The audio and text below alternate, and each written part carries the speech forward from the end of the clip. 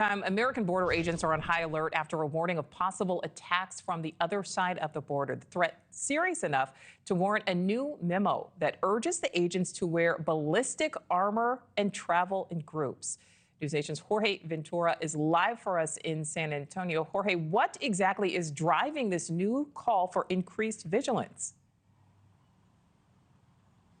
Nichole, this is a major concern for Border Patrol agents in that Rio Grande Valley sector. And a new memo exclusively obtained by NewsNation is now warning agents in that sector that an organized group operating out of Matamoros, Mexico, that sits right across Brownsville, Texas, is allegedly planning to use a shooter who will stay on the Mexican side and target U.S. government, law enforcement, or military across the southern border. What makes this memo even more alarming is that alleged group was reportedly trying to make it appear as if the U.S. government was involved in that shooting. Right now, agents have been warned to stay alert, wear ballistic armor, carry long guns, and work in teams when responding to illicit activity near the southern border. Now, the memo doesn't come out of nowhere. Officials here in Texas have been warning that cartel violence could escalate. Just 2 weeks ago, suspected cartel members opened fire on Border Patrol agents in Front End, Texas. We were there reporting there live.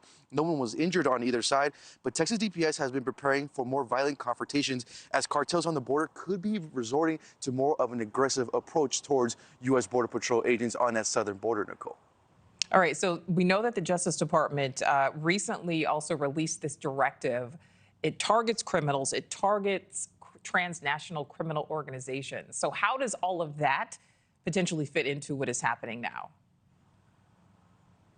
Well, that new Border Patrol memo warning agents in the RGV sector really puts everything in perspective on how we are witnessing in real time how cartels and transnational gangs on the southern border aren't just trafficking drugs and humans anymore. They are actively trying to target U.S. law enforcement. And that memo suggesting that they may be trying to create bigger chaos by making it look or appear that the Mexican government was involved. Now, this order does remove legal hurdles for the department for prosecuting cartel leaders. There will be fast-tracking terrorism and racketeering charges, allowing cartel members to be treated like domestic terrorists, also including the death penalty in cases where cartel actions lead to American deaths. This means that leaders for groups like the Sinaloa Cartel, Jalisco New Generation Cartel, Tren de Aragua, or MS-13 can now face capital punishment under federal law. And while this directive was just issued, officials in Texas have already been bracing for a fallout. A few days ago, Lieutenant Christopher Oliveras with Texas DPS told NewsNation that as enforcement wraps up, cartels will fight to protect their smuggling route. So what's really interesting, Nichole, is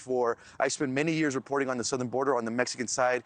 Normally, these groups try to avoid that confrontation with U.S. law enforcement because it could disrupt their human smuggling or drug trafficking operations. We are now seeing a more aggressive approach, really for the first time in many years, Nichole. All right, Jorge Ventura live for us there in San Antonio. Thank you. Thanks for watching. Go to joinnn.com to find NewsNation on your screen. And don't forget to click the red subscribe button below to get more of NewsNation's fact-driven, unbiased coverage.